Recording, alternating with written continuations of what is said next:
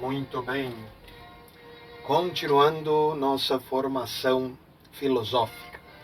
Tivemos 2 aulas no tempo do Natal, onde nós nos aprofundamos na relação entre o conceito de logos, que é um conceito filosófico, com nosso Senhor Jesus Cristo, com todo o mistério que está por trás da pessoa divina de nosso Senhor Jesus Cristo, que é o centro, o principal motivo, o principal, digamos, o aniversariante do Natal. Até porque Natal não significa outra coisa em seu sentido primordial, senão nascimento. E é isso que nós celebramos no Natal, o nascimento de Cristo.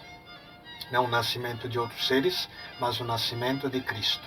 Isto para nós chegou. Tal festa é mantida pelo Ocidente, pela cristandade, pelo seu motivo real, que é o nascimento de nosso Senhor Jesus Cristo.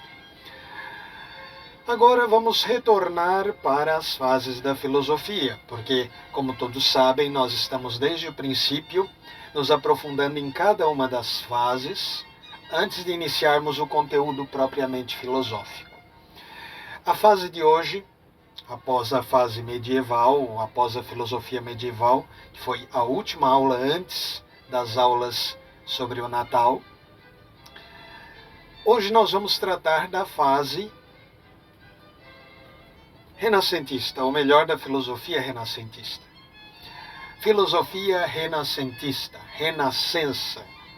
Tal palavra nos remete a uma ideia, a ideia de renascimento. Renascentista vem de renascimento. Renascimento do quê? Afinal de contas, o que renasceu na filosofia? Algo que já estava, mas que de certo modo foi esquecido, abandonado ou diminuído.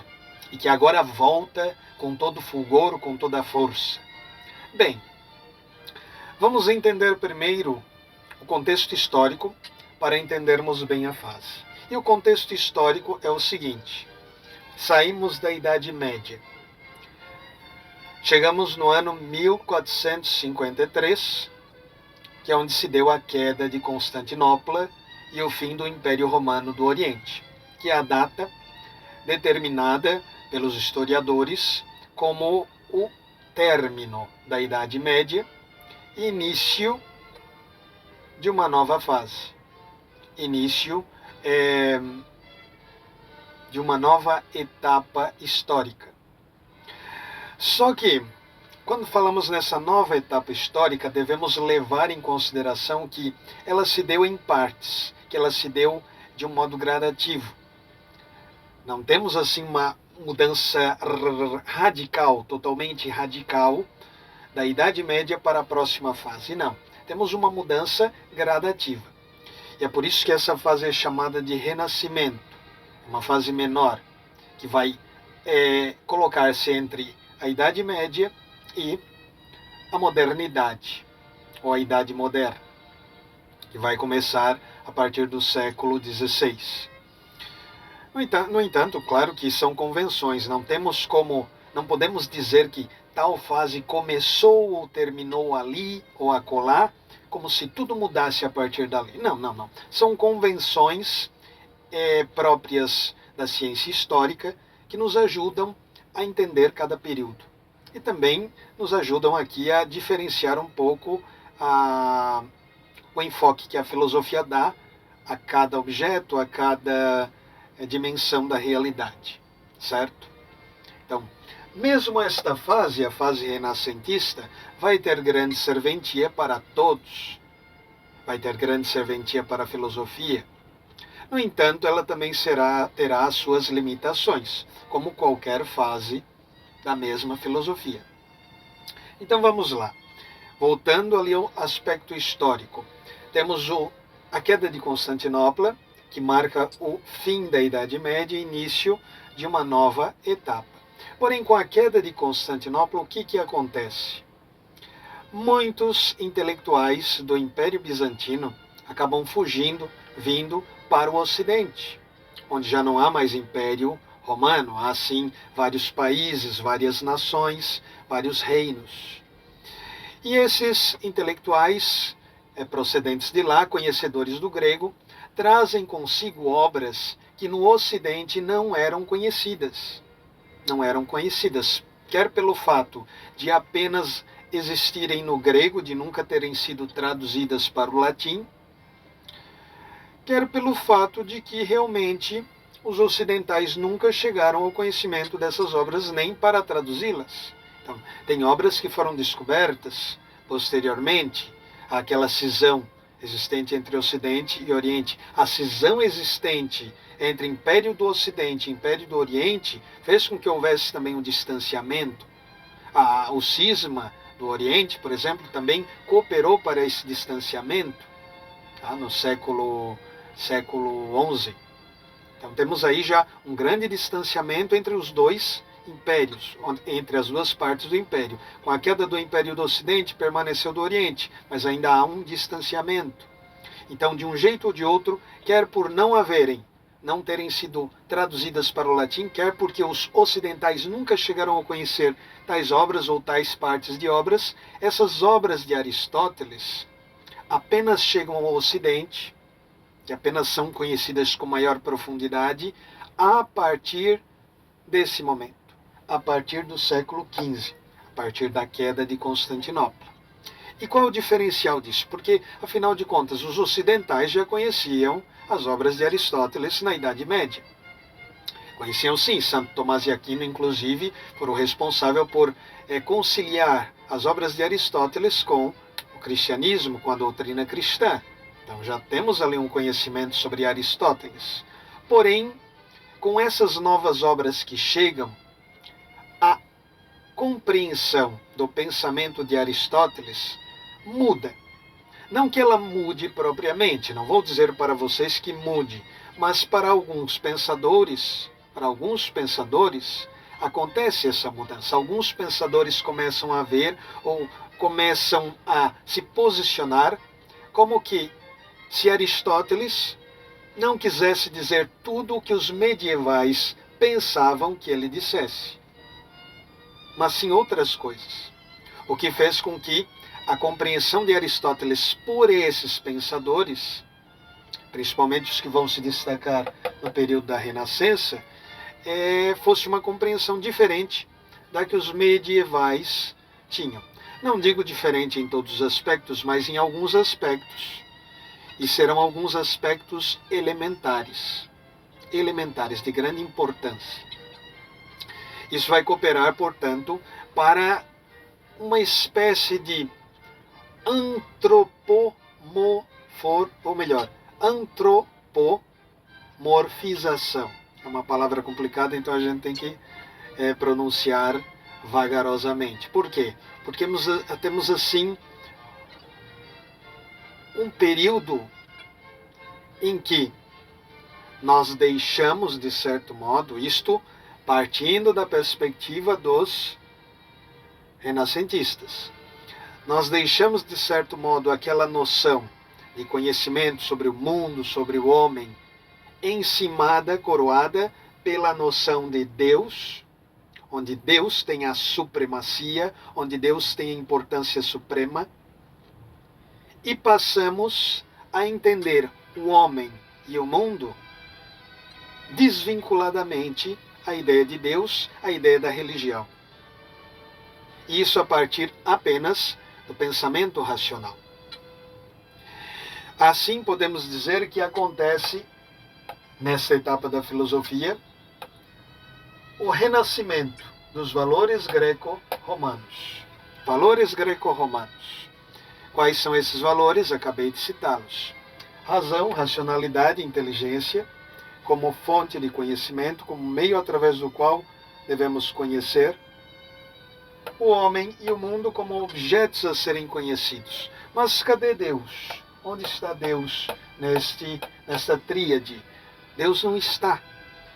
Também não quer dizer que os renascentistas tenham abandonado totalmente qualquer reflexão sobre Deus, sobre a religião. Não temos pensadores renascentistas que ainda continuam na área da religião.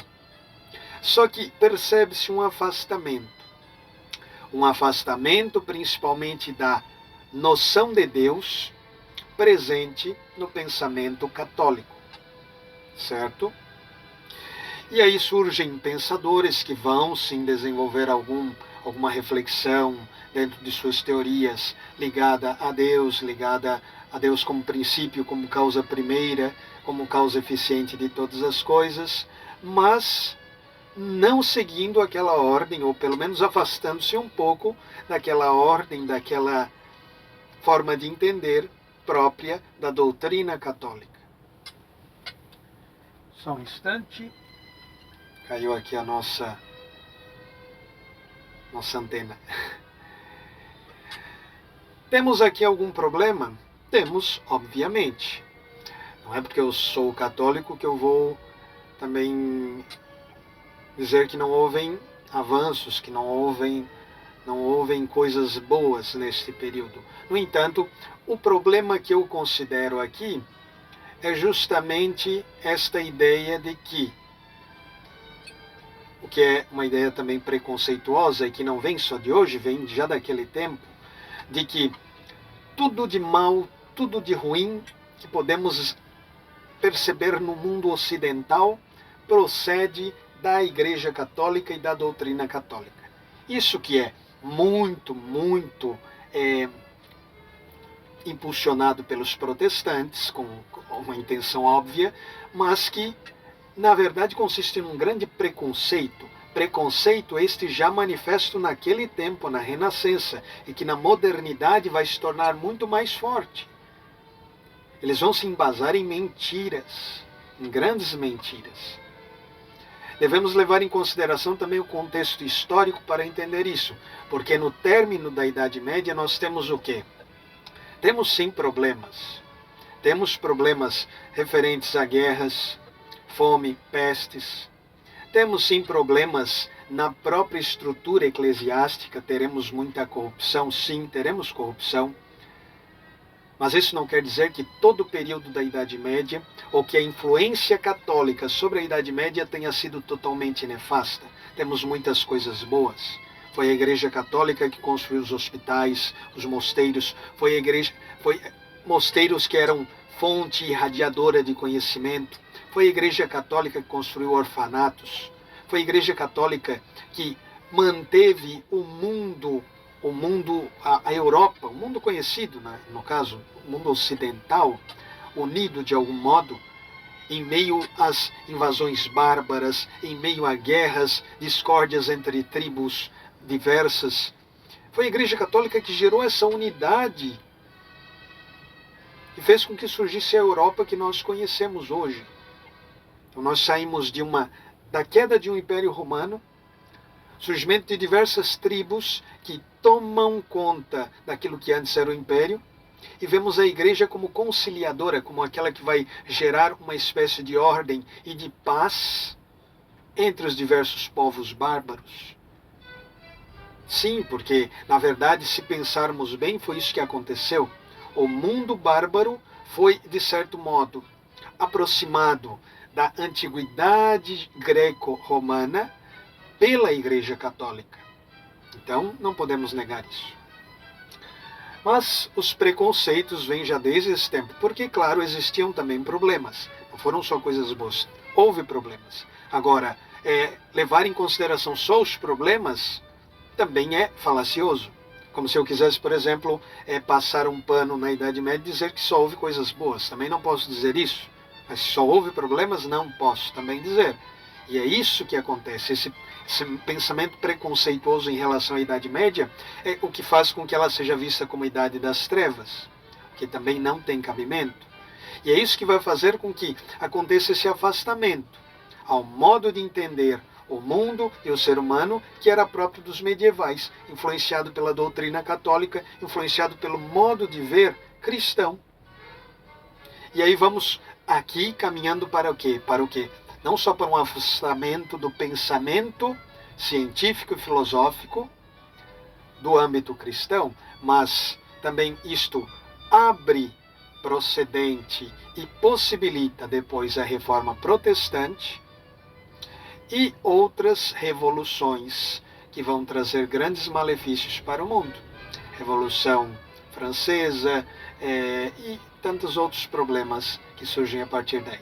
Então, é o princípio de uma derrocada, não de uma subida, mas de uma derrocada, de uma descida. Certo? Pois bem, se os valores greco-romanos são esses, razão, homem e mundo, nesse momento nós temos a hipervalorização destes.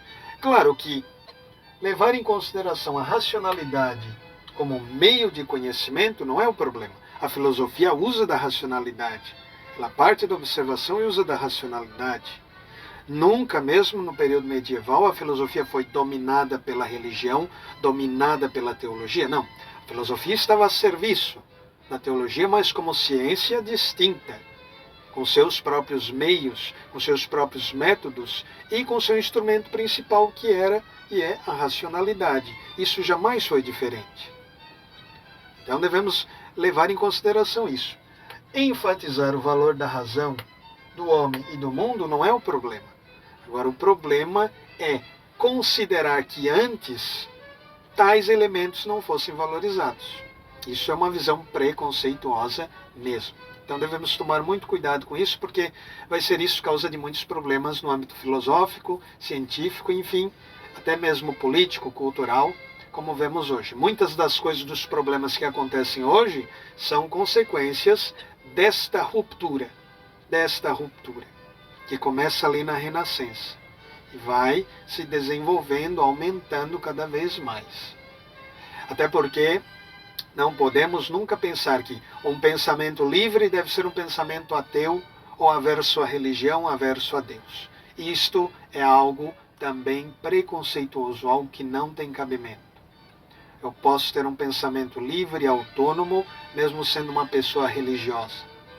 É porque muitos elementos que a religião propaga, eles estão para o pensamento, eles procedem igualmente do pensamento livre, de um pensamento correto, é claro, lógico, embasado na realidade, embasado na natureza humana, na natureza das coisas que estão ao nosso redor.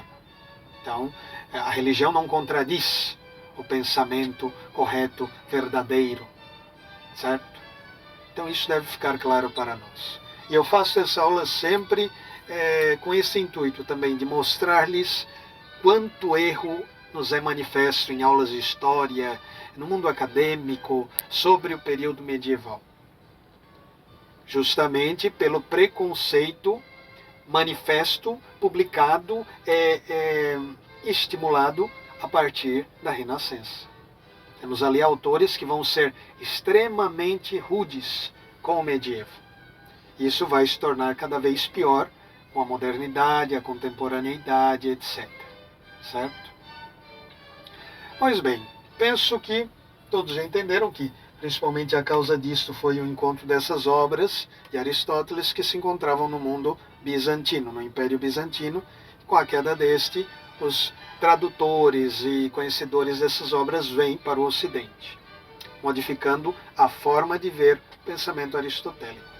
Isso tem sentido, agora finalizando, tem sentido? Não tem tanto sentido assim, porque depende muito de autor para autor. Mesmo na Renascença haverão autores que continuarão pensando daquele mesmo modo medieval, conforme Aristóteles. Até poderão assimilar algo novo sobre Aristóteles, mas não vão mudar sua perspectiva. Essa noção aristotélica de que o conhecimento se dá a partir da observação, com a utilização da razão, e de que há um elemento no conhecimento que é sensível, mas também é um elemento inteligível, essa concepção é central. E isso não muda, não se altera. Isso já existe desde o medievo, Santo Tomás nos manifesta isso até hoje. Então não houve alteração nisso. Houve alteração em outras coisas, principalmente em outras áreas do pensamento aristotélico, como no que se refere à física, no que se refere ao conhecimento do mundo, sim. Mas no centro da obra de Aristóteles, que é no que se refere ao conhecimento, a forma como o conhecimento se dá, e isto não é alterado. Então está certo. Espero que tenha sido uma aula completa e que tenha servido para vocês para melhor compreenderem essa fase da filosofia. Curtam, compartilhem, se a aula foi agradável, se foi útil para vocês. E no mais, fiquem com Deus. Até o próximo encontro, se Deus o permitir.